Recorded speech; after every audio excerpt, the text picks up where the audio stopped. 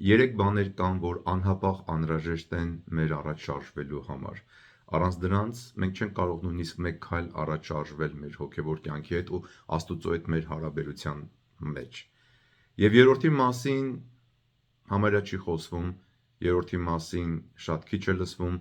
Ես ինքս այս տարիքին, որ ամեն օր խորհում եմ ու մտածում եմ Աստծո պատվիրանների ու Աստծո հետ հարաբերության մասին, ընդամենը վերջին տարիներին է, որ հասկացել եմ երրորդի նշանակությունն է։ Եվ այդ մասին ձեզ կպատմեմ այս ձայնագրության մեջ։ Ողջույն ձեզ սիրելի բարեկամներ։ Ես հիմա ձեզ շատ կարևոր երեք բաների մասին եմ խոսելու, որ անհրաժեշտ են հոգևոր կյանքի մեջ, եւ խնդրում եմ այսօր, որ սկսվում է լուսավորչի պահքի առաջի օրը, եւ մենք էլ հոգևոր ճանապարհորդության մեջ ենք իրար հետ պահեցողության եւ աղոթքի այս դժվարին ժամանակներում, խնդրում եմ կիսեք այս ձայնագրությունը ձեր էջերին, կիսեք մարդկանց հետ, թող ձեր երեխաները լսեն, որպեսզի իրենք իմանան այս երեք շատ կարևոր բաների մասին, առանց որի չեն կարող մեկ քայլ առաջ շարժվել Աստծո հետ մեր հարաբերությունների մեջ։ Առաջինը մեղքն է, երկրորդը Աստծուն դառնալն է, եւ երրորդը, որի մասին շատ քիչ է խոսվում, այդ ձայնը շատ չի լսվում, հաշտությունն է Աստծո հետ։ Որովհետև լավ, դու ասենք թե հասկացար մեղքի ինչ բան է, դու դարձար դեպի առ Աստված, բայց դու պիտի հաշտվես չէ Աստծո հետ, դու ինչ իմանաս Աստված հաշտվեց քո հետ, ընդունեց քո ներողությունը։ Ինքը ասում է, չէ, դարձեք դեպի ինձ եւ ես կդառնամ դեպի ձեզ, բայց քանի որ մեղքը դա անհաշտություն է Աստծո հետ, ուրեմն երբ որ մարդը մեղքից հրաժարվում է եւ դառնում է դեպի առ Աստված, պետք է հաշտություն լինի Աստծո հետ։ Բայց ինչպես է կատարվում այդ հաշտությունը, որտեղ է կատարվում այդ հաշտությունը, այդ մասին էլ պետք է խոսենք։ Ուրեմն առաջի բանը, որ շատ անհրաժեշտ է, որ մենք հասկանանք, առանց որի որ մենք չենք կարող առաջ շարժվել Աստծո հետ մեր հարաբերության մեջ, դա մեղքի գիտակցությունն է, որ մենք հասկանանք, թե ինչքան վատ բան է մեղքը։ Մեղքը մեզ կտրում է Աստծուց, մեղքը մեզ կտրում է Աստծո շնորհից, մեղքը մեզ ստրուկ է դարձնում հենց այդ մեղքին, ու մեղքի վարձը, ինչպես Քրիստոսն ասեց, մահն է։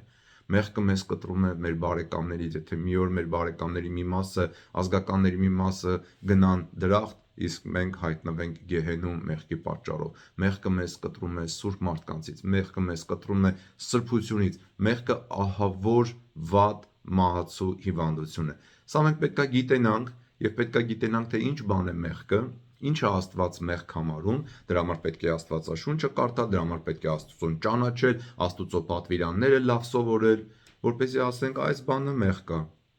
Ես սա չեմ գործի, որտեղ մեղքը ահավոր վատ բան է։ Եվ մենք պետք է քննենք ամեն իրավիճակի մեջ, այ Աստվածաշունչը, Աստծո խոսքը մեզ սովորացնում է ամեն իրավիճակի մեջ քննել, տեսնել այս գործը, որ պետք է անես, այս բանի մեջ, որ դու պետք է ներգրավես, դա Աստծո կամքով է, թե մեղք կա, որովհետև եթե դու անես մի չար բան, մի նենգ բան, մի վատ բան, որ քեզ մտածես, որ միգուցե նորմալ է այդ բանն անելը, բայց պարզվեց դա մեղք կա, նորմալ է սենց հագուստ հագնվելը, որովհետև մոդա է, բայց պարզվում է, որ Աստված դա մեղք կա համարում, եթե մենք դա քննենք ու իմանանք, մենք այդ մեղքը չենք գործի, եթե մենք այդ գիտակցությունն ունենանք, որ մեղքը մեզ կկտրի Աստծուց, սրբությունից, լույսից, ամեն բարի բանից։ Ուրեմն առաջին այդ գիտակցությունն ունենալն է։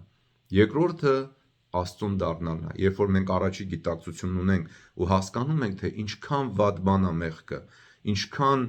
մահացու վիրավորող բան է մեղքը, մենք մեղքից կհրաժարվենք եւ գիտակցաբար կդառնանք Աստծուն, որտեղ կմտածենք, թե ինչքան կեղտոտ բան է այդ մեղքի մեջ ապրել, մարդը կզզվի այդ իրավիճակից եւ ինքը կդառնա Աստծուն, ինքը կունենա այդ հարկադրանքը, որովհետեւ Աստված էլ ասում է. «Դարձեք դեպի ինձ, եւ ես կդառնամ դեպի ձեզ»։ Մարդը կդառնա դեպի Աստծուն, մարդը կսկսի Աստվածաշունչը կարդալ, սովորել Աստծո պատվիրանները ու իր կյանքի ամբողջ ընթացքը կգնա Քրիստոսի հնազանդության։ Եվ երրորդ շատ կարևոր բանը դա Աստծո հետ հաշտվելն է։ Լավ, բարիշեցիր մեկի հետ, չէ, ոչ թե բարիշեց, ասենք թե եկար ուզում ես մեկի հետ բարիշես, եկար ներողություն խնդրեցիր, ընկերոջդ հետ կռվել ես, եկար ներողություն խնդրեցիր։ Վերջ պետքա հաշտվեք, չէ, պետքա բարևեք, պետքա իրար հետ հաշտվեք։ Պարզվում է, որ Քրիստոսի Աստծո խոսքի մարդեղացումը, որ ինքը իջավ, մարմին առավ, դրա ամբողջ նպատակը մեր հետ հաշտվելն է։ Տեսեք ինչ է գրում Պողոս առաքյալը Աստվածաշնչում, որ դուք կիմանաք, թե ինչքան կարևոր է այդ հաշտությունը եւ որն է առաքյալի նպատակը։ Կորինթացիներին ուղղված երկրորդ նամակում Պողոս առաքյալը 5-րդ գլխում գրում է այսպիսի տողեր, ասում է. «Արդ պատգամավորներ ենք Քրիստոսի, որպես թե ինքն Աստված մեզնով կոչ ուղղեր ձեզ, աղաչում ենք հանուն Քրիստոսի, որ հաշտվեք Աստուծո հետ»։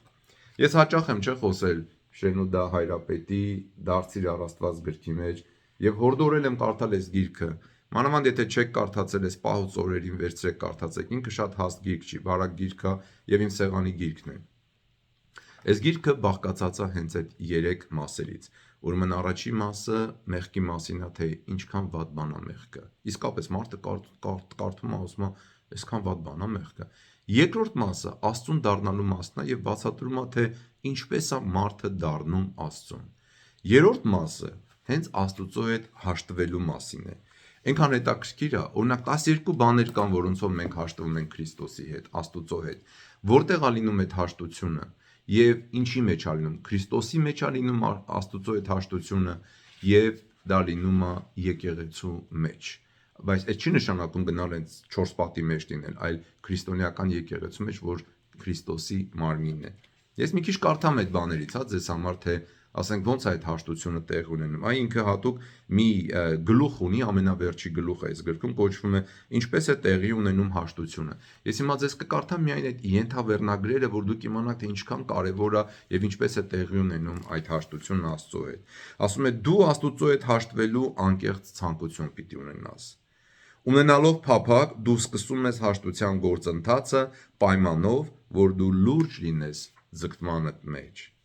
Ջանասիրաբար ձգտիր հետևել Աստծուն, որպեսզի նա կարողանա փոխել քո սիրտը։ Դու պետք է ուզենաս գնալ Աստծո հետևից, որպեսզի նա կարողանա փոխել քո սիրտը։ Հետո էլ ինչ կա։ Օրինակի համար ասում է. ապագայում խուսափիր այն ամենից, ինչ կարող է վշտացնել Աստծուն։ Ասել, չեմ անի ես այս բանը, որովհետև սա կարող է վշտացնել իմ Տիրոջ։ Իսկ ես նրա հետ հաշտվել եմ, ես ուզում եմ նրա հետ հաշտվել։ Ինչի հակառակ բան ասեմ։ Ասում է. ուստի ես ձեզ խորհուրդ եմ տալիս ապրել աստվածային ազդեցության տիրույթում։ Ամեն ինչ արեք Քրիստոսի մեջ ըստ իր կամքի։ Հետո ասում է.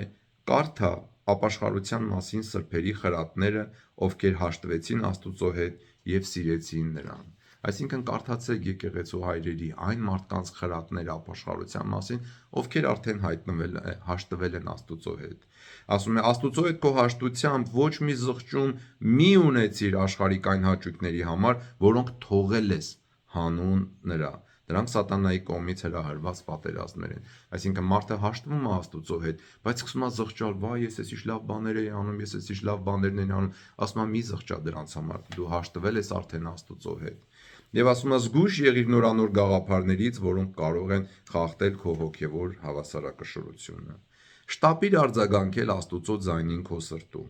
Հաշտեցման հիմնական պայմաններից մեկը այն է, որ դու ինքդ պետք է անձիդ փոխարեն նախընտրես Աստծուն։ Այսինքն քո համար Աստված պետք է ավելի կարևոր լինի, քան թե քո անձը։ Եվ ասում է, երբ դու հաշտվես Աստուծո հետ, պատրաստ եղիր քո կյանքում փոփոխություններ տեսնելու։